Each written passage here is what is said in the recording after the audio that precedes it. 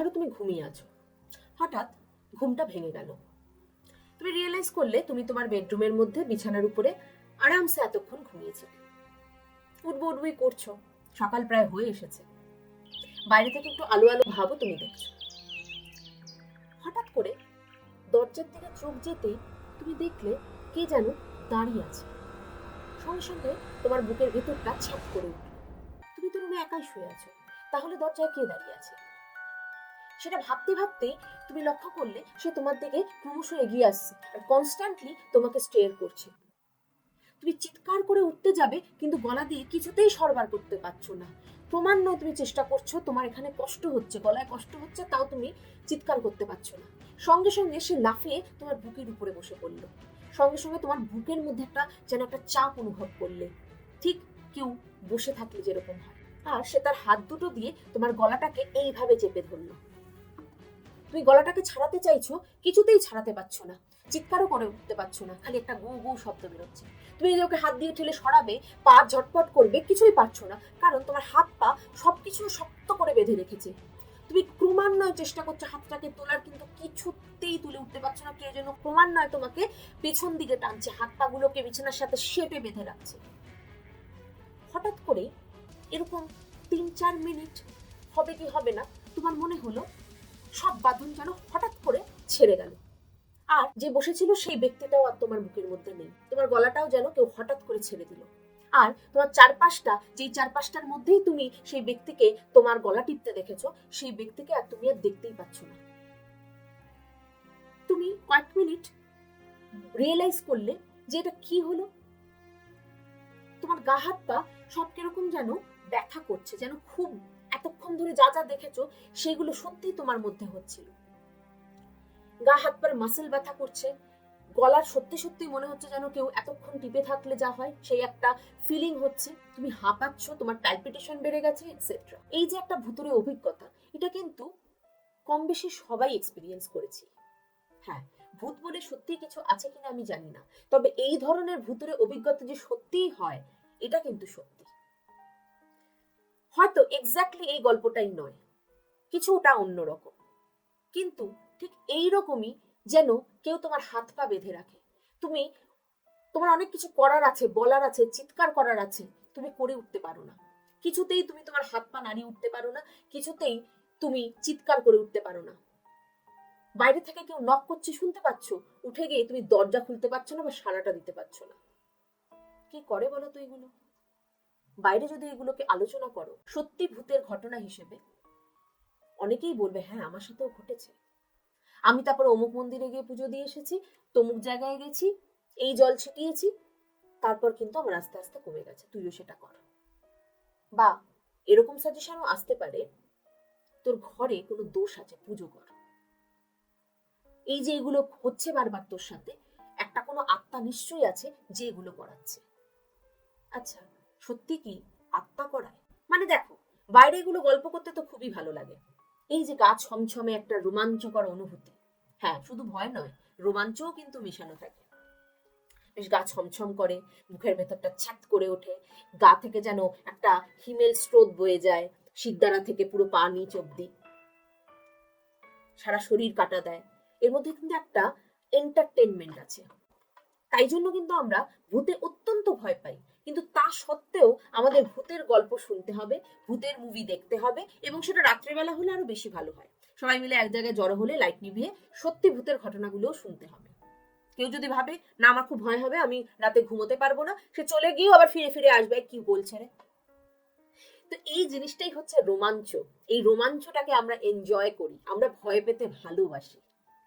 আমাদের পছন্দ হয় কার ঘরে প্যারানর্মাল কিছু হলো, কোন ভিডিওতে প্যারানর্মাল অ্যাক্টিভিটি দেখাচ্ছে, ভূত কি সত্যি আছে না নেই। প্যারানর্মাল অ্যাক্টিভিটি যাকে বলা হয়, মানে ভুতুরে সব কাণ্ড কারখানা কিন্তু সত্যিই হয়। আজকে এই পডকাস্টে আমি এরকমই কিছু ভুতুরে ঘটনা নিয়ে আলোচনা করব, আর আমাদের মনের অন্ধকারে কিছুটা হলেও আলো জ্বালাতে চেষ্টা করব।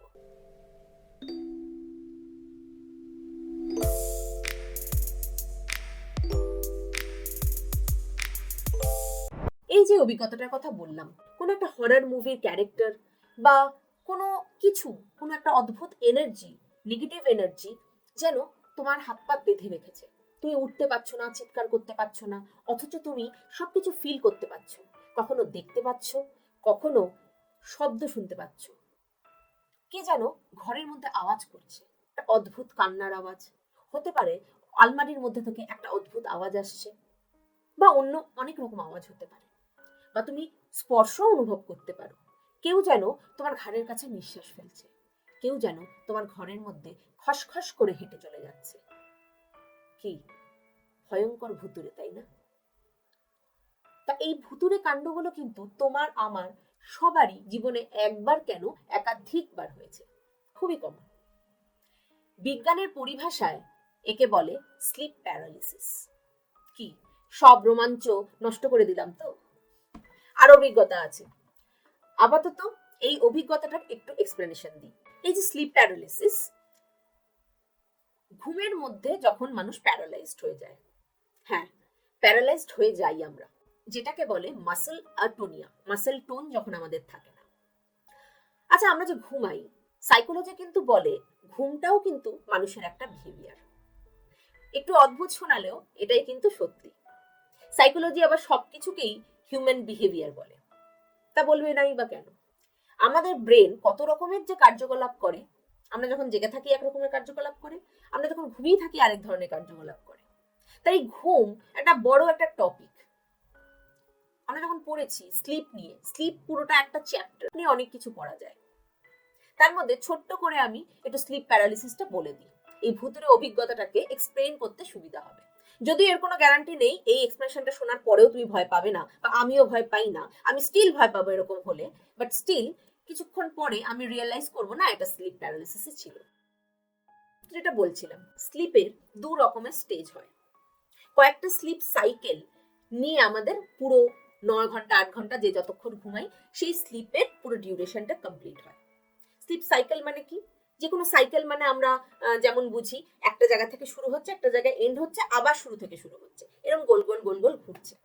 তো এখানে স্লিপ সাইকেল মানে আমাদের স্লিপে দুই রকমের স্টেজ দেখা যায়। একটা হচ্ছে NREM, that is non REM sleep, আরেকটা হচ্ছে REM sleep, that is REM sleep. তো নন রেম স্লিপ হচ্ছে তার full form non rapid eye movement sleep, আর র্যাপিড আই মুভমেন্ট স্লিপ হচ্ছে রেম স্লিপ। এর মানে হচ্ছে non rapid eye movement sleep স্টেজে আমাদের আইবল মুভমেন্ট খুবই কম হয়ে যায়, একেবারে স্থির হয়ে যায়, আর আমাদের মাসেলও অত্যন্ত রিল্যাক্স থাকে, আর আমাদের ব্রেন যেই ওয়েভ তৈরি করে সেই ওয়েভটা অত্যন্ত স্লো ওয়েভ তৈরি করে, যেটাকে আমরা ডিপ স্লিপ বলি। আমরা অত্যন্ত গভীর ঘুমে যখন থাকি তখন ওই স্টেজটাকে বলে নন রেম স্লিপ। আবার যখন আমরা শ্যালো লেভেল, আমাদের যখন পাতলা ঘুম হয়, তখন সেটাকে বলে রেম স্লিপ। এবং এই দুটো স্লিপ স্টেজের মধ্যে দিয়ে আমাদের স্লিপ সাইকেল কমপ্লিট হয়, এক একটা স্লিপ সাইকেল 90 মিনিটের। তো এই যে রেম স্লিপ, তার মানে তখন আইবলের মুভমেন্ট অনেক দেখা যায়। কোনো ঘুমন্ত মানুষকে লক্ষ্য করে দেখবে, এক একটা সময় দেখবে তার আইবল একদম স্থির, এক একটা সময় দেখবে তার আইবল কিন্তু মুভ করছে খুব র্যাপিডলি। তার মানে দেখবে, তার মানে তুমি বুঝবে সে তখন ভিভিডলি স্বপ্ন দেখছে, মানে খুব ক্লিয়ারলি কোনো স্বপ্ন দেখছে, একদম এপিসোড বাই এপিসোড, আমরা যেমন মুভি দেখি সেরকম ভাবে স্বপ্ন দেখছে। ঠিক আছে? তো সেটা নন রেম স্লিপে হচ্ছে। প্রত্যেকটা স্লিপ স্টেজেরই একটা ইউনিক বৈশিষ্ট্য থাকে। সেই বৈশিষ্ট্য হচ্ছে এইটাই, নন রেমে হচ্ছে ডিপ স্লিপ হয়। আর আমি যেহেতু এখন রেম স্লিপ নিয়ে কথা বলবো, এই ভুতুরে কাণ্ডটা রেম স্লিপেই হয়, তাই রেম স্লিপকে নিয়ে একটু কথা বলবো। রেম স্লিপে ওই যে বললাম আই মুভমেন্ট খুব র্যাপিড হয়, এবং সেই সময় মানুষ কিন্তু খুব ভিভিডলি স্বপ্ন দেখে, খুব ক্লিয়ারলি, খুব মুভির মতো স্বপ্ন দেখে। ঠিক আছে? তো এর আরেকটা বৈশিষ্ট্য হচ্ছে রেম স্লিপে আমাদের মাসল অ্যাটোনিয়া হয়। মাসল অ্যাটোনিয়া একটা টেকনিক্যাল টার্ম। এই মাসল অ্যাটোনিয়ার মানে হচ্ছে যখন মাসল টোন থাকে না, একদমই ইনহিবিটেড থাকে, মানে আমরা তখন হাত পা, স্পেশালি ভলেন্টারি মাসেল, কারণ ইনভলেন্টারি মাসেল তো অ্যাক্টিভ থাকতে হবে, কারণ ইনভলেন্টারি মাসেল মানে যেটা আমরা স্বেচ্ছায় নাড়াতে পারি না, যেমন আমাদের হার্ট মাসেল, আমাদের লাংস, আমাদের অন্যান্য প্রয়োজনীয় অঙ্গের যে মাসেলগুলো যেগুলো নাড়ানো আমাদের আয়ত্তে নেই, সেগুলো কিন্তু চলতে থাকে। কিন্তু যেগুলো নাড়ানো আমাদের ইচ্ছার উপর ডিপেন্ড করে, যেগুলো ভলেন্টারি মাসেল, যেমন হাত পা মুখ ইত্যাদি, কিন্তু মাসেল অ্যাটোনিয়ায় থাকে, মানে আমরা নাড়াতে পারি না। তুমি বলতেই পারো কিন্তু এরকম কেন, আমরা নাড়াবো না কেন? কারণ ওই যে বললাম, খুব অদ্ভুত ভাবে একটা হাইলি ইন্টেলিজেন্ট কেউ যেন আমাদেরকে তৈরি করেছে। রেম স্লিপে আমরা যেহেতু খুব মুভির মতো স্বপ্ন দেখি, ভিভিড ড্রিম হয়, তাই জন্য আমরা সেই স্লিপটাকে যেন রেসপন্স না করতে পারি, মানে স্লিপটাকে যেন আমরা অ্যাক্ট আউট না করতে পারি, তার জন্য কিন্তু এই ব্যবস্থা। মানে ধরো আমি স্বপ্ন দেখলাম আমি আরেকজনকে ঘুষি মারছি, আমার যদি মাসেল অ্যাটোনিয়া না থাকে, আমি যদি সত্যি উঠে গিয়ে ঘুষি মারি, তাহলে আমার নিজেরও ক্ষতি, আমার আশেপাশের লোকের, পাশের লোকটার তো বেশি ক্ষতি। এবং এটাও হয় স্লিপ ডিসঅর্ডারে দেখা যায় যাদের মাসেল অ্যাটোনিয়া নেই, তারা কিন্তু উঠে গিয়ে ঘুষি টুসিও মারার কেস আছে। ঘুষি মারছে, কেউ কোনো কথা বলছে, পাছে কোনো গোপন ইমোশন, গোপন কথা কেউ জেনে না যায়, তাই জন্য কিন্তু এই ব্যবস্থা সৃষ্টিকর্তা কিন্তু করেই রেখেছে। যাদের এই মাসেল অ্যাটোনিয়া হয় না, that is a type of sleep disorder. হ্যাঁ, এই জিনিসটা হয় না বলে অনেক কিন্তু ক্ষতি তাদের হয়। তার পাশে অনেকে শুতে চায় না, বলে না শুয়ে শুয়ে বড্ড বকবক, পরিষ্কার বলে, কথা বলে, ঘুষি মারতে ওঠে, মারে, চিমটি কাটে, এবং অনেক সময় তো উঠেও বসে, উঠে বসে খানিকক্ষণ গজগজ করে আবার শুয়ে পড়ে। তো এই জিনিসগুলো কিন্তু দেখা যায়। তো ফিরে আসি মাসেল অ্যাটোনিয়ায়। যখন আমরা হাত পায়ের মাসেল নাড়াতে পারি না, তখন চলে রেম স্লিপ। এবার রেম স্লিপটা কি বললাম, শ্যালো লেভেল স্লিপ, খুব পাতলা ঘুম। সাধারণত আমরা যখন ওঠার মুখে থাকি, মানে ঘুম ভাঙা, ঘুম কমপ্লিট হয়ে যায়, ঘুম ভাঙার মুখে থাকে, তখন কিন্তু আমরা রেম স্লিপ থেকে ওয়েকফুলনেসের দিকে যাই, মানে আমরা রেম স্লিপ স্টেজ থেকে জাগার জন্য মানে আমরা প্রস্তুত হই, আমাদের বডি প্রস্তুত হয়। তো তখন কি হয়, অনেক সময় এটা তো একটা ট্রানজিশন স্টেজ, তখন অনেক সময় সেই ট্রানজিশন পিরিয়ডটা এমন হয়, কতগুলো আনইভেন চেঞ্জেস হয়, মানে ব্রেন ধরো অনেক সময় আগে অ্যাক্টিভ হয়ে যায়, ব্রেন অ্যাওয়েক হয়ে যায়, ব্রেন কনসিয়াস হয়ে যায় প্রায় 70%, কিন্তু ততক্ষণে আমাদের রেস্ট অফ দ্য বডি কিন্তু কনসিয়াস হয় না, তার কিন্তু রেম স্লিপ তখনও চলতে থাকে। গন্ডগোলটা সেখানেই হয়। মানে আমাদের ব্রেন তো অ্যাক্টিভ হয়ে গেছে, যার জন্য আমি বুঝতে পারছি আমি কোন রুমে শুয়ে আছি, আমি কোথায় রয়েছি, কোন সময়ে, এখন এখন যে সকাল হয়ে গেছে, আমার সব সেন্স অর্গান অ্যাক্টিভ, মানে আমি সেন্সেশন গুলো রিসিভ করতে পারছি, বাইরে কে আছে, কে কথা বলছে, কি কথা বলছে সব বুঝতে পারছি, সেই কথাটা শুনে আমার রাগও হচ্ছে, কিন্তু আমি রেসপন্স করতে পারছি না। সাথে সাথে আমি হ্যালুসিনেটও করছি। হ্যালুসিনেশন মানে হচ্ছে যখন মানুষ কোন রকম স্টিমুলাস বা অবজেক্ট বাস্তবে বা প্রেজেন্ট টাইমে তার সামনে নেই, তবুও সে সেই অবজেক্টটাকে দেখতে পাচ্ছে তার সামনে। সে কোনো মানুষও হতে পারে, কোনো জীব হতে পারে, কোনো অবজেক্ট হতে পারে, বা যা কিছু হতে পারে। দেখতে পাচ্ছে মানে রাদার আমি ভালো ভাষায় বলবো পারসিভ করতে পারছি, বা বাংলায় বলে প্রত্যক্ষ করতে পারছি, মানে আমার 5 সেন্স অর্গান দিয়ে আমি বুঝতে পারছি। সেটা আমি দেখতেও পারি, সেটা হবে ভিজুয়াল হ্যালুসিনেশন, সেটা আমি শুনতে পারি, সেটা হবে আমার অডিটরি হ্যালুসিনেশন, আমার টাচও ফিল করতে পারি, সেটা হবে আমার ট্যাকটাইল হ্যালুসিনেশন। তো এই জিনিসগুলো কিন্তু আমাদের সাথে সাথে এই ট্রানজিশন পিরিয়ডে হয়, এবং স্লিপ প্যারালিসিসে হ্যালুসিনেশনটা খুব আনুষঙ্গিক ভাবে আসে। সাধারণত আমরা যখন ঘুম থেকে জাগি বা জাগার সময় ট্রানজিশনে এই ধরনের হ্যালুসিনেশন হয়, তখন এই ধরনের হ্যালুসিনেশনকে সাইকোলজি বলে হিপনোপম্পিক হ্যালুসিনেশন। মানে আমি জাগবই, আমি নিজে মনে করছি আমি জেগে গেছি, কিন্তু আসলে আমি পুরোটা জাগিনি, আমার বডি এখনো রেম স্লিপে রয়েছে, তাই জন্য আমার বডি মাসেল অ্যাটোনিয়া আছে, আমি যেই স্বপ্নটা দেখছিলাম সেই স্বপ্নের ক্যারেক্টার আমার বাস্তবে চলে এসেছে, মানে আমার বেডরুমে চলে এসেছে, এবং সে আমার সাথে অনেক হরর অ্যাক্টিভিটি করছে, যেটাকে আমি প্রিভেন্ট করতে পারছি না, আমি উঠতে পারছি না। ভূত ছাড়াও বিভিন্ন ভাবে আমরা হরর কিছু বা কোনো এমার্জেন্সি সিচুয়েশন দেখতে পারি, যেমন কারুর একটা কোনো বিপদ ঘটেছে, কোনো ফ্যামিলি মেম্বারের সামনে উঠতে পারছি না, বা সত্যি সত্যি কেউ দরজায় নক করছে, আমি উঠে খুলতে পারছি না, আমি সাড়া দিতে পারছি না, অত শুনে যাচ্ছে, আমি সাড়া দিতে ইচ্ছা করছে, আমি বারবার শুনছি এক আওয়াজ, এক নকিং, আমার ভালো লাগছে না, কিন্তু তবু আমি উঠতে কিছুতেই পারছি না, আমাকে যেন কি শক্ত করে ধরে রেখেছে, আমি উঠতেই পারছি না। এবং আরো ভূতের অভিজ্ঞতা হয়, অনেকে বলে এই স্বপ্নগুলো, এই স্বপ্ন বলবে না, এই যে ভূতের অভিজ্ঞতাটা আমার হলো, এই ভূতের অভিজ্ঞতা পর এটা যে সত্যিই ভূত ছিল সেটার প্রমাণ হিসেবে সে দেখায়, দেখো আমার গা হাত পায় না কিরকম আঁচড়ের দাগ, আমার পায়ে আমি সত্যিই সকালবেলা উঠে আঁচড়ের দাগ পেয়েছি, তার মানে সত্যিই কেউ এসেছিল। আসলে যেটা হয় আমাদের মধ্যে যে টাগ অফ ওয়ারটা চলে না, যে বডি চাইছে বা আমার মাইন্ড চাইছে আমি এটাকে করি, আমার ব্রেন চাইছে নে তুই রেসপন্স কর, আর আমার বডি মাসেল তখনও রেম স্লিপে ঘুমাচ্ছে, মাসেল অ্যাটোনিয়া তার সেই ইনার্শিয়া কাটে, ঠিক আছে। তো এই যে টাগ অফ ওয়ার, এর জন্য কি হয়, অনেক সময় আমরা যেহেতু দুই তরফ থেকে চেষ্টা করছি, অনেক সময় আমরা নিজের হাতের খিমচি নিজে খাই, হয়তো পাশ ফিরে আছি, নিজের হাতটাই এখানে আছে, হ্যাঁ, তখন আমরা চেষ্টা করছি মাসেল নাড়াতে পারছি না, এখানে আমার খিমচি হয়ে যাচ্ছে, এখানে স্ক্র্যাচ পেতে পারি, বা পায়ে উল্টোটাও হতে পারে, পায়ে পা তুলে শুয়ে আছি, বা আমি চেষ্টা করছি পা নাড়াবার, একটুও নাড়াতে পারছি না, সেই নখে আমার আঁচড় লেগে গেল সাডেনলি যখন আমার প্যারালিসিসটা ভাঙলো, এরকম নানান কিছু অভিজ্ঞতা কিন্তু আমাদের হতে পারে, বিজ্ঞান দিয়ে কিন্তু আমরা এটাকে অ্যানালাইজ করতে পারি। তো এই হচ্ছে সব ভুতুরে অভিজ্ঞতা। বেশিরভাগ অভিজ্ঞতা কিন্তু আমাদের এই স্লিপ আর ওয়েকফুলনেস এর ট্রানজিশনে হয়। তো যেটা বলছিলাম, হিপনোপম্পিক হ্যালুসিনেশন যেটা হয় সেটা মাঝে মাঝেই আমরা স্লিপ প্যারালিসিসের সাথে সাথে করে থাকি, এই অনুভূতিটা আমাদের হয়ে থাকে।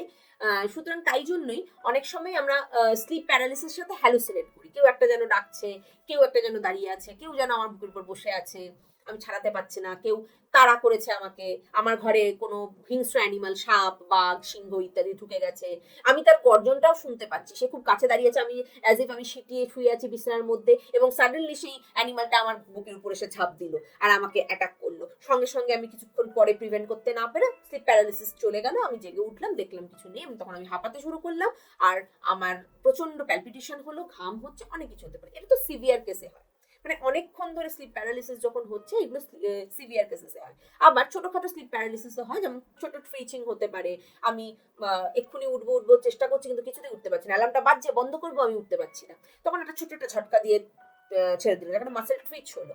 তো এই জিনিসগুলো কিন্তু স্লিপ প্যারালিসিস।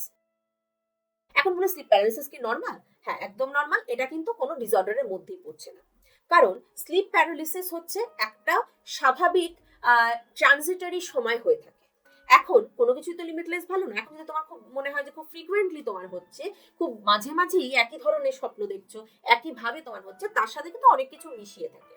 তার মানে তোমার স্লিপ কোয়ালিটি ভালো হচ্ছে না, তুমি স্ট্রেসে আছো, তোমার খুব অ্যাংজাইটি হচ্ছে, খুব ডিপ্রেশনের মধ্যে দিয়ে যাচ্ছ, বা কোনো ব্লুজের মধ্যে দিয়ে যাচ্ছ, প্রচন্ড চাপ, রাতে ঘুম হচ্ছে না ঠিক মতো, মাঝরাতে উঠে পড়ছো। হ্যাঁ, এই ধরনের স্লিপ কোয়ালিটি ডিসরাপশনে, বা রাত করে অনেক রাত জাগছো এবং রাত করে জাঙ্ক ফুড খাচ্ছ বা ক্যাফাইন জাতীয় কিছু খাচ্ছ, এইসবের কারণেও কিন্তু স্লিপ প্যারালিসিস হতে পারে, বা মেডিকেশনের সাইড এফেক্টেও হতে পারে, ফ্রিকুয়েন্টলি যেটা হয়। না হলে মাঝে সাথে আমাদের নর্মালি কিন্তু হয়ে থাকে। সুতরাং এতে চিন্তার কোনো ব্যাপার নেই। এই ভূতের কাণ্ড ঘটলে ভয় পাবে, মজা নেবে, কিন্তু উঠে তারপর বুঝে যাবে এরপর থেকে এটা স্লিপ প্যারালিসিস হয়েছিল। সুতরাং সত্যি ভূতের ঘটনা হিসেবে গল্প করার ইচ্ছে হলে গল্প করতেই পারো, কিন্তু তুমি কিন্তু নিজে জানো এটা স্লিপ প্যারালিসিস। এবার আসি আরেকটা হ্যালুসিনেশনের কেসে।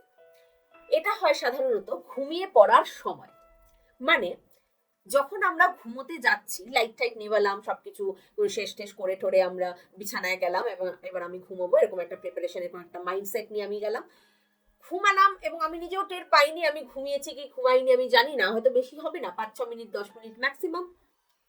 তার মধ্যেই আমি যেন শুনলাম কিছু একটা, কিছু একটা, কেউ আমাকে ডাকছে, কারো আমার নাম ধরে ডাকছে, বা হতে পারে আমি কোনো শব্দ শুনছি, বা কিছু একটা হচ্ছে, কোনো কোনো হ্যালুসিনেশন হচ্ছে। আমি এখন হ্যালুসিনেশন বলে দিয়েছি, তাই হ্যালুসিনেশনই বলছি, ভুতুরে কাণ্ড তখনই বলবো যখন আমি হ্যালুসিনেশন বা এই ধরনের জিনিসগুলো জানবো না, বা আমি তখন রিভিল করিনি। তো এটাও একটা ভুতুরে ঘটনা। যখন আমরা শুয়ে আছি, এরকম অনেক ঘটনা আছে, যেমন এরকম অনেক ঘটনা শোনা যায় যে, ধরো বাড়িতে কেউ মারা গেছে, বিশেষত তখন মানুষের মন দুর্বল থাকে, মানুষ তার কথাই ভাবে, নিয়ার অ্যান্ড ডিয়ার ওয়ান্স কেউ যদি চলে যায়, সে কোথায় যায়, বা তাকে নিয়ে খুব মিস্ট্রি, জীবনের পর কি হয়, মরণোত্তর কি হয়, আমরা কেউ জানি না, মানে সহজভাবে খুব পরিষ্কার করে আমরা কিন্তু জানি না। তো অনেক সময় দেখবে এই ধরনের সত্যি ঘটনা উঠে আসে, যে কেউ যখন মারা যায় এবং ঘুমের সময় সে তখন ঘুমোতে গেছে, সঙ্গে সঙ্গে সে যেন তাকে দেখলো, লাইট নিভিয়েছে, তারপর কিছুক্ষণ পর দেখলো, আসলে লাইট নিভিয়েই সে দেখেনি, সে হয়তো ভাবছে সে ঘুমায়নি, কিন্তু তার সেই ট্রানজিশনে, সেই ঘোরে সে চলে গেছিল, তখন সে দেখেছিল। আমারও একটা সত্যি ঘটনা আছে, এরকম একটা অভিজ্ঞতা, আমার বাবার মুখ থেকে শোনা একটা ঘটনা। আমার বাবার দাদু যখন মারা যায়, বাবা তখন অনেক ছোট, সে বলেছিল, আমি ঘরের উঠোনে বসে আছি, ঘুম ভেঙেছে সকালবেলা, ভোরবেলা, ঘোরের মধ্যে আছি, আমার ঘুমটা পুরোটা কাটেনি, চোখ কসলাতে কসলাতে বাড়ির উঠোনের মধ্যে বসে আছি, হঠাৎ করে দেখলাম সামনে দিয়ে দাদু হেঁটে চলে গেল। আমার বাবা তখন কনসিয়াসই নয় যে দাদু যে বেঁচে নেই। তারপর কিছুক্ষণ পরে তার সম্বিত ফিরলো, দাদু তো বেঁচে নেই, দাদু তো কিছুদিন আগেই মারা গেছে, মানে তো অসুখ চলছিল ওই সময়টা। তো এই যে এই ধরনের ঘটনা, এইটা এখন আমি বুঝতে পারি এটা কেন হয়। তখন যে ঘুমের ঘোরটা তখন কাটেনি, মানে ওই ওই যে ট্রানজিশনটা চলছিল ঘুম আর ওয়েকফুলনেস, ওর মাঝামাঝি এই ঘটনাটা ঘটেছিল, হিপনোপম্পিক হ্যালুসিনেশনটা হয়েছিল। অনেক সময় ঘুমোতে যাওয়ার সময় এই কেসটা হয়, তখন কোনো চেনা পরিচিত মানুষ যে এখন আর বেঁচে নেই, তার গলা শুনছে, সে যেন তার নাম ধরে ডাকছে, সে যেন কিছু বলছে, তাকে যেন দেখতে পাচ্ছে, এই জিনিসগুলো কিন্তু হিপনোপম্পিক হ্যালুসিনেশনের আন্ডারে পড়ে, অ্যাকর্ডিং টু সাইকোলজি। ভূত শুধু এক ধরনেরই হয় না, আবার নানান ধরনের হয়। মামদভূত, মেছভূত, ব্রহ্মদৈত্যী, পেতনি, শাকচুন্নি ইত্যাদি ইত্যাদি। আবার কালচার বিশেষে, ধর্ম বিশেষে ভূতের প্রকারভেদ আছে। এই যে তোমার এক্সপিরিয়েন্স গুলো হয়, ভূতের এক্সপিরিয়েন্স গুলো আমাদের হয়, কখনো লক্ষ্য করে দেখেছো তার একটা নির্দিষ্ট প্যাটার্ন আছে? প্যাটার্ন মানে তুমি যেই কালচারে বড় হয়েছো, তুমি যেই ধর্ম অবলম্বন করো, বা তুমি যেই সেট আপে, যেই মেন্টাল সেটে বড় হয়েছে, সেট নিয়ে তোমার আপব্রিঙ্গিং হয়েছে, সেই অনুযায়ী কিন্তু সেই প্যাটার্নে তুমি ভূত দেখো, ভূত দেখো বা অনুভব করো। তার একটা প্যাটার্ন রয়েছে। মানে আমি যেভাবে ভূত দেখবো, আরেকজন ইংল্যান্ডে বসে সেইভাবে ভূত দেখবে না। তার ভূত দেখার মধ্যে তার কালচারাল ইনফ্লুয়েন্স থাকবে, তার ইউনো বিশ্বাস থাকবে, বিলিফ একটা বড় জিনিস, সেই বিলিফ সিস্টেম কাজ করবে, সে কি বিশ্বাস করে, এই জিনিসগুলো তার থাকবে। এই যে আমি তোমাদের এখন এক্সপ্লেন করলাম হ্যালুসিনেশন, অডিটরি হ্যালুসিনেশন, এই হ্যালুসিনেশন, হিপনোপম্পিক, হিপনোগগিক এটসেট্রা। এখন আমি যতই এক্সপ্লেন করি, কেউ যদি বিশ্বাস করে যে না এটা আসলে আত্মাই করাচ্ছে, সে কিছুতেই এটা বুঝবে না যে এটা অ্যাকচুয়ালি হ্যালুসিনেশনের ফলাফল। বাট সে বলবে যাই হোক না কেন সেটা করাচ্ছে কিন্তু আত্মাই, কারণ সে বিলিভ করে আত্মা। কারণ ধরো আমি বলছি বেশিরভাগ ক্ষেত্রে এই হ্যালুসিনেশন কেসটা কিন্তু সাইকোটিক পেশেন্টদের ক্ষেত্রে খুব দেখা যায়, স্পেশালি স্কিজোফ্রেনিয়া। এছাড়াও স্বাভাবিক অবস্থায় যে হতে পারে না তা নয়, তার এক্সাম্পল আমি দিলাম। এই স্লিপ আর ওয়েকফুলনেস এর ট্রানজিশন আমরা হ্যালুসিনেট করতে পারি, আমরা যারা মানে আমাদের কোনো সাইকোটিক সিমটম নেই। কোনো মেডিকেশনের সাইড এফেক্টে হতে পারে, ব্রেন ইনজুরিতে হতে পারে, বা কোনো রকম অন্য ড্রাগ নিলে হতে পারে, বিভিন্ন কারণে কিন্তু হতে পারে। এছাড়া সাইকোসিসে খুব কমন সিমটম হচ্ছে হ্যালুসিনেশন। সাইকোটিক কেসে ইনসাইট ডিসরাপ্টেড হয়, মানে আমি কে, কোথায়, কেন, কি জন্য, এই যে বোধগুলো, হ্যাঁ, হু অ্যাম আই, এটা কিন্তু ডিসরাপ্টেড হয়ে যায়। মানে সে জানি না, সে নিজের মধ্যেই থাকে না। ঠিক আছে, এবার এটার সিভিয়ারিটি ভ্যারি করে, কারোর ক্ষেত্রে সেটা ইন্টেন্সিটি হাই হয়, কারোর মডারেট, কারোর মাইল্ড। তো ধরে নিলাম টু সাম এক্সটেন্ট কারোর আমি বলছি যে ইনসাইটটা মোটামুটি আছে, বা চিকিৎসার ফলে সে ফিরে পেয়েছে ইনসাইট। সে যখন কিউর হয়ে গেছে, সে যখন তার ঘটনাগুলিগুলো তার মনে আছে কি হতো তার সাথে, তার ডিলিউশনাল থট থাকবে, মানে ফলস বিলিফ থাকবে, হ্যাঁ, তার হ্যালুসিনেশন থাকবে, সেইগুলো যখন সে এক্সপ্লেন করবে, যদি সে খুব টুকটাক ঝাড়ফুঁক এবং ইউনো কালা জাদুতে বিশ্বাস করে, দেখবে সে এইভাবেই বলবে কেউ না কেউ কিছু ছিটিয়েছিল, কেউ টুকটাক করেছিল, তাই জন্যই না আমার সাথে এরকম হতো। সে যে ওষুধ খেয়েছে, সে যে ডাক্তারের কাছে গেছে, সেগুলো সে সেকেন্ডারি মনে করবে, কারণ তার বিশ্বাস তার উপর টুকটাক হয়েছে, তাই হয়েছে। এবং কি করে সেরে গেল? সে কোনো নির্দিষ্ট কোনো প্লেস, কোনো নির্দিষ্ট কোনো বাড়িতে সে থাকতো, সেই বাড়িটা চেঞ্জ করার পর তার সবকিছু নর্মাল হয়ে গেল, তার আর কোনোদিন হয় না বা হবে না। তো এই জিনিসগুলো কিন্তু বিলিফের উপর অনেকাংশে ডিপেন্ড করে। আমাদের বিলিফ, আমরা যে বিলিভ করি সেটার উপর আমাদের ভূত দেখা কিন্তু ডিপেন্ড করে। এবার চলে আসি আরেকটা ভূতুরে কাণ্ডে। ওই যে বললাম ভূত অনেক রকমের হয়, এটা হচ্ছে নিশি ভূত। নিশি, রাতের বেলা নিশি ডাকে শুনেছো? গ্রামে গঞ্জে খুব শোনা যেত। এবং আগেকার দিনে যদি ঠাকুমা দিদিমা থেকে থাকে, তাদেরকে যদি জিজ্ঞেস করো তাহলে জানতে পারবে, তারা বলবেন যে তাদের গ্রামে বা অন্ধকার তখন ফাঁকা ফাঁকা থাকতো, তখন কিন্তু নিশি ডাকতো। নিশি ডাকা মানে কি?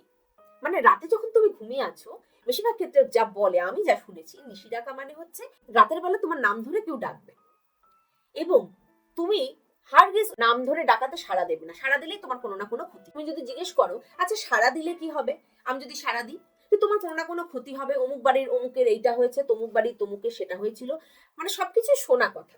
ঠিক আছে, সাধারণত এরকমও দেখা যায় যে নিশির ডাকে সে বেরিয়ে চলে গেছে, বেরিয়ে গিয়ে কোনো একটা জায়গায় তাকে অজ্ঞান হয়ে পড়ে থাকতে দেখা গেছে, তাকে উইন্ডেড হয়ে পড়ে থাকতে দেখা গেছে, বা অনেক সময় মৃত্যুর কেসও শোনা যায়, যে সে নিশির ডাকে গিয়ে ওই পুকুরে ঝাঁপ দিয়েছে, বা সে নিশির ডাকে গিয়ে ওইখানে গাছতলায় মরে পড়ে আছে, তার কপালে বড় একটা ক্ষতচিহ্ন, নিশি তাকে মেরে ফেলেছে। আসলে এখন যদি সাইকোলজির এক্সপ্লেনেশনে আমরা যাই, এই রোমাঞ্চটাকে বাদ রেখে আমরা এক্সপ্লেন করব এটাই, এটা এই যে ভুতুরে অভিজ্ঞতাটা, এটা কিন্তু অনেকটা স্লিপ ওয়াকিং এর সাথে মিলছে। স্লিপ ওয়াকিং, আবার স্লিপ, কি করব, স্লিপ আর ওয়েকফুলনেসে মানুষের বেশিরভাগ ভুতুরে অভিজ্ঞতা হয়, তাই আমাকে বারবার স্লিপটা আনতেই হচ্ছে। ঘুমের মধ্যে হাঁটা, স্লিপ ওয়াকিং, এটা মানে ভাবলেই কেমন ভুতুরে ভুতুরে লাগে না? এই এখন আমি বসে এক্সপ্লেন করছি না, আমিও এখন ভাবছি যখন যে ঘুমের মধ্যে কেউ হাঁটছে, এবং আমি আমার ফ্যামিলিতে কেউ এরকম নেই, একটুখানি ভালোই লাগে, যেমন মাঝে মাঝে দেখতে ইচ্ছা করছে আচ্ছা স্লিপ ওয়াকিং যে করে ওই সময়টা তাকে কেমন দেখতে লাগে। আমি তো সিমটম শুধু জানি, আমি সিমটম পড়েছি কি হয়, কেরম হয়, আমার দেখতে ইচ্ছা করে। জানি না তোমাদের মধ্যে কারুর এরকম থাকলে বা তোমাদের চেনার মধ্যে কারুর এরকম থাকলে ঘটনা আমাকে জানিও। তো সেই ফিরে আসি স্লিপ ওয়াকিং এর ঘটনায়। ঘুমের মধ্যে হাঁটা অদ্ভুত না, একটা মানুষ ঘুমের মধ্যে হাঁটছে। আমরা জানি ঘুমে মানুষ একটা মোবাইলও ধরে রাখতে পারে না, মোবাইলটা ধরে রাখলে ফরাস করে পড়ে যায়, এরকম অনেক সময়ই হয়েছে। দুপুরবেলা খেয়ে দিয়ে মোবাইলটা নিয়ে শুয়েছো, কিন্তু মোবাইলটা ধরে রাখতে পারোনি, হট করে মুখের মধ্যে মোবাইলটা এসে পড়েছে। আমার তো হয়েছে, কার কার হয়েছে জানি না, কমেন্টে লিখতে পারো। তো নিশি ডাকা বা স্লিপ ওয়াকিং যেটা, মানুষ কিন্তু ঘুমের মধ্যে হাঁটে, এখানে কিন্তু রেম স্লিপে কোনো অ্যাক্টিভিটি নেই। এই ঘটনা, এই ভুতুরে ঘটনা কিন্তু আবার নন রেম স্লিপে হয়, মানে নন র্যাপিড আই মুভমেন্ট। হ্যাঁ, একদম ডিপ স্লিপ, গভীর ঘুমে যখন মানুষ থাকে তখন। তো এলো বাবা, গভীর ঘুমে থাকলে মানুষ উঠে দাঁড়িয়ে আবার হাঁটতেও শুরু করে দিতে পারে। হ্যাঁ পারে, সায়েন্স বলছে পারে, কারণ তখন মাসেল রিল্যাক্স থাকে ঠিকই, মাসেল অ্যাটোনিয়া থাকে না, মানে আমি এক চুলো নাড়াতে পারবো না ভলেন্টারি মাসেল, সেটা থাকে না। এখন দেখো এক্সাক্ট কারণ রেম স্লিপের, এটা এক্সাক্ট কারণ কিন্তু এখনো জানা যায়নি, তবে কতগুলো প্রবাবল কারণ দিয়ে এক্সপ্লেন করা হয় স্লিপ ওয়াকিং কে। যখন স্লিপ ওয়াক করে মানুষ কিন্তু গভীর ঘুমে থাকে, চোখ যদি খোলাও থাকে, বন্ধও থাকতে পারে, খোলাও থাকতে পারে। খোলা যদি থাকে তাহলে চোখটা কিন্তু ভীষণ স্থির থাকবে, কারণ non rapid eye movement, eye ball move করবে না, এতটাই স্থির, ঠিক যেন মরার চোখ। শুনেই গাটা শিরশির করে ওঠে, তাই না? কিন্তু এরকম অভিজ্ঞতা হয় যেটা সায়েন্স দিয়ে এক্সপ্লেন করা যায়। তো সে উঠে স্লিপ ওয়াক করছে এবং সে ঘোরের মধ্যে, সে প্রচন্ড গভীর ঘুমের মধ্যে রয়েছে। সে এরকম ভাবে স্লিপ ওয়াক করে, অনেক সময় দেখা যায় যদি কম লেভেলে স্লিপ ওয়াকিং হয় তাহলে দেখা যায় সে ঘুমের মধ্যে উঠে খানিকক্ষণ বসে আবার ঘুমিয়ে পড়লো। আবার অনেক সময় দেখা যায় ঘরের মধ্যেই ঘুরছে, আবার শুয়ে পড়লো। অনেক সময় দেখা যায় বাড়ি থেকেও বেরিয়ে গেল। তো স্লিপ ওয়াকে বাড়ি থেকে বেরিয়ে যাওয়ার ঘটনা কিন্তু খুবই কমন। কি হয়, এই যে বলে যে নিশিটাকে নিয়ে গিয়ে মেরে ফেলে বা তাকে আহত করে বা তাকে পুরে ঝাঁপ দিতে বাধ্য করে এটসেট্রা, তখনকার দিনে কি হতো, বেশিরভাগ গ্রামাঞ্চলে তো এই জিনিসগুলো শোনা যেত, আর খুব অন্ধকার থাকতো রাতের বেলা, আর খুব তাড়াতাড়ি মানুষ শুতেন। তো কি হতো, তখন মানুষ যখন এরকম স্লিপ ওয়াকিং কারোর টেন্ডেন্সি আছে, সে তখন বাড়ি থেকে বেরিয়ে যাওয়াটা খুব ইজি ছিল। এখনকার মতো নয় যে খুব তারা ছোট ছোট মানে গ্রামের ঘর তো জানোই, বেরোনোটা খুবই সহজ ছিল। এবং সে বেরিয়ে গিয়ে সাধারণত কি হতো, কোনো বেরিয়ার যদি সামনে পেতো, সে গাছ হোক বা বেড়া হোক বা যাই হোক না কেন, সেই বেরিয়ারে ধাক্কা খেয়ে সে তখন সেইখানেই শুয়ে পড়তো বা অজ্ঞান হয়ে যেত। এটাই হচ্ছে স্লিপ ওয়াকিং এর সিমটম। আমি যদি ঘরেও কেউ স্লিপ ওয়াক করে, বেডরুমে ধরো চারধারে, সে তখন কিন্তু কনসিয়াসে থাকছে না, সে জানে না কোথায় কি আছে। তার তখন কি হয়, সে কোনো বেরিয়ার পেলে সেখানে ধাক্কাটা খেয়ে সেখানেই পড়ে যায়। তো ধাক্কা খাওয়ার পরে অনেক কিছু কিন্তু চোট লাগতে পারে, কোনো অ্যাক্সিডেন্ট হতে পারে। তাই স্লিপ ওয়াকিং কিন্তু ডিসঅর্ডারের আন্ডারে পড়ে। হ্যাঁ, স্লিপ ওয়াকিং একটা স্লিপ ডিসঅর্ডার, এটা কিন্তু স্বাভাবিক নয়। তো এটা মেডিকেশনে কম কম হতে পারে বা চলে যেতে পারে। কোনো কোনো সময় বলে স্লিপ ওয়াকিং জেনেটিকও হয়, কোনো কোনো সময় বিভিন্ন স্পেশাল কন্ডিশনে স্লিপ ওয়াকিং মানুষ করতে পারে, যেমন হাই ফিভার হতে পারে, কোনো অন্য কোনো ইলনেস, কোনো সিভিয়ার সাইকোটিক মেডিসিন নিলে। তো এই জিনিসগুলো কিন্তু হতে পারে। স্লিপ ডিসঅর্ডার এই জন্যই কারণ যেটা মানুষের ক্ষতি করছে, মানে এটা খুব ডেঞ্জারাস যে আমি গভীর ঘুমের মধ্যে হাঁটছি, আমি জানি না কোথায় যাচ্ছে, আমি আমার মৃত্যু পর্যন্ত করতে পারে। কারণ গ্রামে যে বললাম নিশি রেখে নিয়ে যায়, সে পুকুরে ঝাঁপ দেয়, সামনে পুকুর পেতে সে হাঁটতে হাঁটতে পুকুরে ঝাঁপ দিয়ে দিয়েছে। এবার সে তো সাঁতার কাটতে পারেনি, ডিপ স্লিপে আছে, সে ওইভাবেই ওখানেই তলিয়ে গেছে, তো সে মারা গেছে। তো এমন সময় হচ্ছে এমন কিছু ভারী বা শক্ত জিনিসে সে ধাক্কা খেয়েছে, সে আর বাঁচতে পারেনি, সে সেখানেই ঘুমের মধ্যে মারা গেছেন। বা কোনো কোনো সময় দেখা যায় কেউ আহত হয়েছে, কোনো কোনো সময় দেখা যায় কোনো লাকি পার্সন কেউ অজ্ঞান হয়ে পড়ে আছে, সবকিছু সবাই টেনে নিয়ে গেছে, না কি না নিশিতে টেনে নিয়ে গিয়েছিল, আমি ফিরিয়ে গেছি, তারপর তার শরীর খারাপ থেকেছে বা যাই হোক, সেটা তার তখনকার দিনের ওই যে বললাম বিশ্বাস। তখন যে নিজে স্লিপ ওয়াক করছে সেও জানতো না স্লিপ ওয়াক সে করছে, সে ভাবতে তাকে নিশি ডেকেছে, সেই ভয়ে তার একটা রিপারকেশন থাকে, সেই ভয়ে অসুস্থতা আসতে পারে, প্রচন্ড ভয় পেয়ে গেছে বা এরকম কিছু, এই জিনিসগুলো কিন্তু চলে। তো এই যে এতগুলো ভূতের অভিজ্ঞতা বললাম, এই সবকিছুই কিন্তু সাইন্টিফিক্যালি এক্সপ্লেন করা যায়। এবং আরো তুমি বলবে এর ছাড়াও তো আরো অনেক ভুতুরে অভিজ্ঞতা হয়। এই যে এত ভুতুরে প্লেস রয়েছে যেখানে গিয়ে প্যারানর্মাল অ্যাক্টিভিটি হয়, যেখানে গিয়ে মানুষ রাত কাটাতে চায় বা যেতে চায়, যারা এটা নিয়ে ইন্টারেস্টেড, সেখানে অনেকে দেখেছে, এই করেছে সেই করেছে, নেগেটিভ এনার্জি সাথে কানেক্ট করতেই পারো, সেটা নিয়ে আমি কোনো কথা বলবো না। পজিটিভ এনার্জি আছে যখন নেগেটিভ এনার্জি আছে, অবভিয়াসলি এনার্জি ইজ দেয়ার, এটা নিয়ে কোনো, এটা কিন্তু প্রুভড যে এনার্জি তো রয়েছে, এনার্জি তো শেষ হয় না। কারণ পজিটিভ এনার্জি তোমার বেনিফিট করবে, নেগেটিভ এনার্জি তোমার ক্ষতি করবে। মানে ফ্রয়েডের ভাষায় পজিটিভ এনার্জিকে আমরা লাইফ এনার্জি বলি, মানে আমরা ইরস বলি। আর ফ্রয়েডের ভাষায় আবার ঠিক উল্টো দিক, নেগেটিভ এনার্জিকে আমরা কিন্তু থ্যানাটস বলি, বা যেটা মৃত্যুকে ডেকে আনে। সেই এনার্জিটা আমাদের মধ্যেই থাকে, যেমন আমাদের অ্যাগ্রেশন, আমাদের রাগ, আমাদের রেজ এবং নানান কিছু যেগুলো আমাদের পিছনে টানে, আমাদের মৃত্যুকে ত্বরান্বিত করে। যেই এনার্জি যদি আমরা চর্চা করি, যেই এনার্জিটাকে আমরা অ্যাট্রাক্ট করি, তাহলে নেগেটিভ এনার্জি মানেই যে ভূত, সেরকম কোনো এভিডেন্স কিন্তু বিজ্ঞান দেয় না। বরং এই যে ভূতের অভিজ্ঞতাগুলো আছে, সেই অভিজ্ঞতাগুলো সত্যিই হয়, এবং এর এক্সপ্রেশন হিসেবে বিজ্ঞান কিন্তু মানুষকেই দায়ী করে। মানে সাইকোলজি, মানুষের সাইকোলজি এমন একটা জিনিস, মানুষের ব্রেন এমন একটা জিনিস না, ব্রেন কিন্তু কোনটা সত্যি কোনটা মিথ্যে দুটো ডিফারেন্সিয়েট করতে জানে না। ব্রেন কিন্তু খুব মেকানিক্যালি কাজ করে, যার জন্য অনেক সময় এই এরার গুলো হয়ে থাকে। তাই আমাদের এরকম অদ্ভুত অদ্ভুত অভিজ্ঞতা হয়ে থাকে। আর আমাদের ব্রেন আমরা জানি অনেক অ্যাডভান্স, অনেক সর্বশ্রেষ্ঠ ব্রেন, এবং সেই ব্রেন তো যখন এরার করবে তখন সেটাও একটু অদ্ভুতরেই হবে। সুতরাং কিছু কিছু ভুতুরে অভিজ্ঞতা তো আজকে এক্সপ্লেন করেই দিলাম। সায়েন্স সবসময় এভিডেন্স খোঁজে, তাই সায়েন্স তো সায়েন্সের মতো করে এগুলোকে এক্সপ্লেন করবে। যেহেতু সায়েন্স হিউরিস্টিকে চলে না, মানে থাম রুলে চলে না, তাই জন্য ইট উইল টেক টাইম। কিন্তু আমার মনে হয় ভুতুরে অভিজ্ঞতা, রোমাঞ্চ সবই ঠিক আছে, এন্টারটেইন করো, ভালো লাগে, শুনতে ভালো লাগে, কিন্তু সেটা নিয়ে ফলস বিলিফ না রাখাই ভালো। আমার মনে হয় তাতে করে আমরা সেই আবার আমাদের নেগেটিভ এনার্জিকে কিন্তু ইনভাইট করব। সুতরাং নেগেটিভ এনার্জি নিয়ে চর্চা করতে ভালো লাগে, ভালো কথা। মানে এত কথা বলার পর আমি আজকে রাতে শুতে গেলে ওরকম অভিজ্ঞতা হলে আমারও কিন্তু ভয় লাগবে, বা আমারও ভূতের গল্প শুনে রাতে লাইট জ্বালিয়ে শুতে হয়, কিংবা রাতে বাথরুমে উঠতে গেলে আমার মানে সব শেষ শেষ হয়ে গেল দুনিয়া, এরমই মনে হয়। কিন্তু তবুও আমি যেহেতু পজিটিভ এনার্জি চর্চা করি, তাই আমি কেন ওটা ওয়াইটা খুঁজতে চেষ্টা করি, এবং সাইকোলজির ভাষায় এই ওয়াই গুলো আজকে তোমাদের সাথে শেয়ার করলাম। এরকম যদি আরো তোমরা আলোচনা পেতে চাও, তাহলে আমার কমেন্ট বক্সে কিন্তু অবশ্যই আলোচনা করবে। এরকম ভুতুরে আলোচনা বা অদ্ভুতুরে কিছু আলোচনা, যেমন স্পুকি ফিলিং বা স্পুকি স্ট্রেঞ্জ ঘটনা, এরকম ধরনের জিনিসগুলো যদি তোমরা আরো পেতে চাও, তাহলে অবশ্যই কমেন্ট করবে, লাইক করবে, শেয়ার করবে, আর অবশ্যই সাবস্ক্রাইব করবে। সাবস্ক্রাইব করার সময় বেল আইকনটা টিপতে ভুলো না। এরপরে তাহলে আমরা স্বপ্ন নিয়েও আলোচনা করব, ড্রিম অ্যানালিসিস। Thank you.